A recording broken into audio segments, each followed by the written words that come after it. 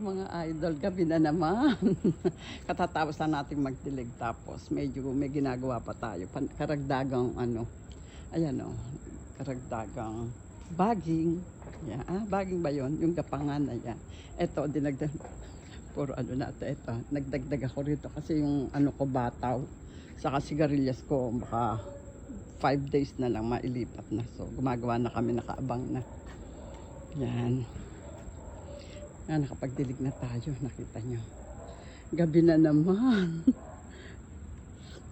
Ginabi kami. Kasi naman nakakalibang.